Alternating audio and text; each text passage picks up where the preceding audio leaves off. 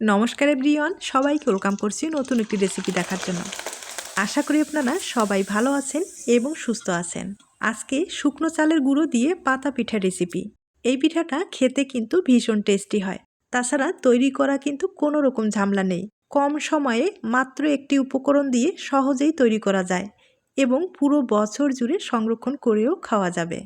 প্রথমে চালের গুঁড়ো প্রায় এখানে 100 গ্রামের মতো ব্যবহার করলাম, স্বাদ মতো লবণ, আর এখানে ফুটন্ত গরম জলটা ব্যবহার করে বেটারটা আমি তৈরি করে নেব। আর এই বেটারটা কিন্তু পাতলা করা যাবে না, একটু ঘন করেই তৈরি করে নিতে হবে। শুকনো চালের গুঁড়ো জলের পরিমাণটা কিন্তু একটু বুঝেই ব্যবহার করতে হবে। আর একবারে জলটা দেওয়ার দরকার নেই, বেশি কম হতে পারে, তাই অল্প অল্প করে জলটা দিয়ে বেটারটা তৈরি করে নিতে হবে। এই পিঠাগুলো তৈরি করতে কিন্তু বেশি চালের গুঁড়ো লাগে না, সামান্য পরিমাণে চালের গুঁড়ো দিয়ে অনেকগুলো পিঠা তৈরি করা যায়। এখন যেটা করতে হবে, এই বেটারটা যেহেতু শুকনো চালের গুঁড়ো, তাই সব কিছু সেট হওয়ার জন্য 5 মিনিটের মতো একটু ঢেকে রেখে দিব। 5 মিনিট হয়ে গেছে, বেটারটা এবার হাত দিয়ে একটু ভালোভাবে ফেটিয়ে নিতে হবে।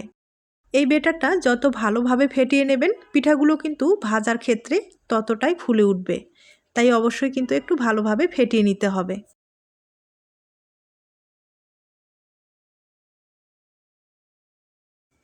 বেটারটা আমি খুব ভালোভাবে ফেটিয়ে নিলাম, তবে অবশ্যই কিন্তু একটু লক্ষ্য রাখতে হবে বেটারের যেন কোনো রকম দানা না থাকে, আর দানা থাকলে ডিজাইনগুলো তৈরি করার ক্ষেত্রে একটু সমস্যা হয়ে যাবে।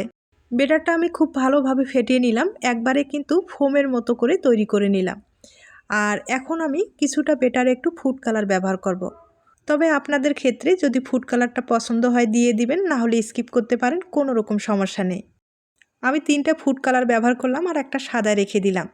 এখন আমি প্লাস্টিকের ব্যাগে বেটারগুলো ভরিয়ে নেব। তবে আপনারা চাইলে সিরিঞ্জ দিয়েও এই পিঠাটা তৈরি করে নিতে পারেন। তবে অনেকের কাছে সিরিঞ্জটা থাকে না, তাই যে কোনো নর্মাল প্লাস্টিকের ব্যাগে ভরিয়ে এই পিঠাগুলো তৈরি করা যাবে। আমি আপনাদের প্লাস্টিকের ব্যাগে তৈরি করে দেখিয়ে দেব এবং সিরিঞ্জের সাহায্যে তৈরি করে দেখিয়ে দেব। এবার পিঠাগুলো তৈরি করার জন্য এখানে কাঁঠাল পাতা নিয়েছি। পাতাগুলো আমি আগে থেকে ধুয়ে একটু পরিষ্কার করে রেখেছি। আর এখন যেটা করতে হবে, এই পাতায় একটু হালকাভাবে তেল লাগিয়ে নিতে হবে, তাহলে পিঠাগুলো কিন্তু সহজেই উঠে আসবে। তবে আপনারা চাইলে কলার পাতায় কিন্তু এই পিঠাগুলো তৈরি করে নিতে পারেন। আর পাতার যদি একটুও ব্যবস্থা না থাকে, সেক্ষেত্রে কিন্তু প্লাস্টিকটা ব্যবহার করতে পারেন। প্লাস্টিকও সহজেই কিন্তু এই পিঠাগুলো তৈরি করা যাবে। এবার আমি পিঠাগুলো তৈরি করে দেখিয়ে দিচ্ছি। আমি কয়েকটা ডিজাইন আপনাদের তৈরি করে দেখিয়ে দেব, যদি আপনাদের পছন্দ হয় তাহলে ট্রাই করতে পারেন। আর ডিজাইনগুলো একবারে সহজ ডিজাইন, যে কেউ সহজেই তৈরি করে নিতে পারবে।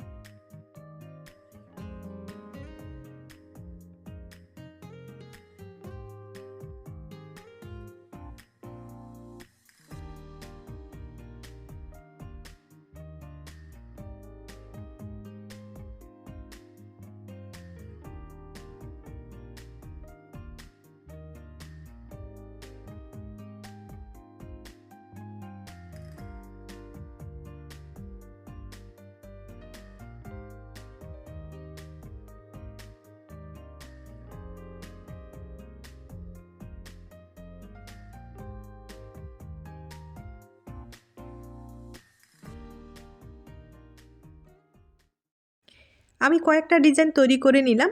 এবার পিঠাগুলোকে ভাপ দিয়ে দিতে হবে। আর ভাপ দিতে বেশি সময় লাগবে না, 1 মিনিট ভাপ দিলেই হয়ে যাবে। তবে এই পিঠাগুলো যে চালের গুঁড়ো দিয়ে তৈরি করা হয় তা না, আপনারা চাইলে আটা ময়দা দিয়ে এই পিঠাগুলো সহজেই তৈরি করে নিতে পারেন। অনেক সময় হাতের কাছে চালের গুঁড়োটা থাকে না, তাই আটা ময়দা দিয়ে পিঠাগুলো বানিয়ে নিতে পারেন।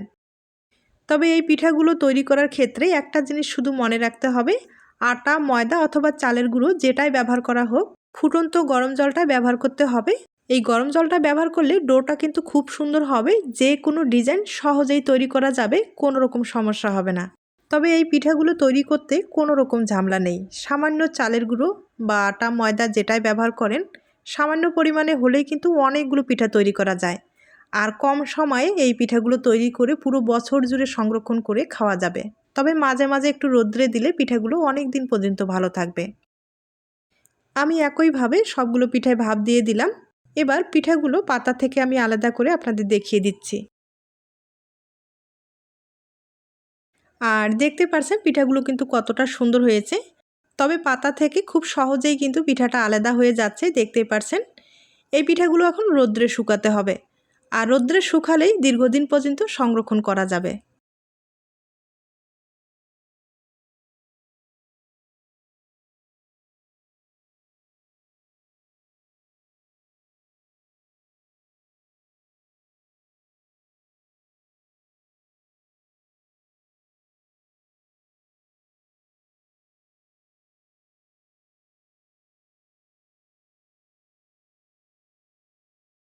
এখন আমি পিঠাগুলো রোদ্রে শুকিয়ে নেব, আর শুকানোর পরেই আপনাদের আমি দেখিয়ে দিচ্ছি।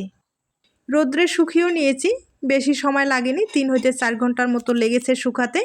আর শুকানোর পরে দেখতে পারছেন কতটা সুন্দর হয়েছে। এভাবে কিন্তু দীর্ঘদিন পর্যন্ত সংরক্ষণ করা যাবে।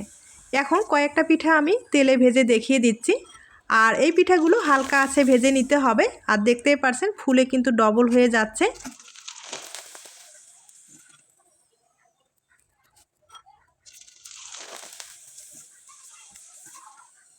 পিঠাগুলো ভেজে নেওয়ার পরে আপনারা যদি মিষ্টিটা পছন্দ করেন, সেক্ষেত্রে কিন্তু একটু চিনির শিরা অথবা গুড়ের শিরা তৈরি করে পিঠাগুলোর উপরে ছড়িয়ে দিলে পিঠাগুলো খেতে কিন্তু ভালো লাগবে।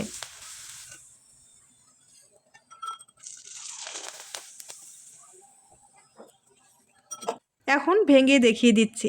আর দেখতেই পারছেন ভাজানোর পরে কতটা সুন্দর হয়েছে, একবারে কিন্তু মুচমুচে হয়েছে। তাহলে আজ এ পর্যন্ত, নতুন কোনো রেসিপির সাথে আবার দেখা হবে। আর নতুন রেসিপির জন্য সবাইকে আমন্ত্রণ রইল। সবাই ভালো থাকবেন এবং সুস্থ থাকবেন।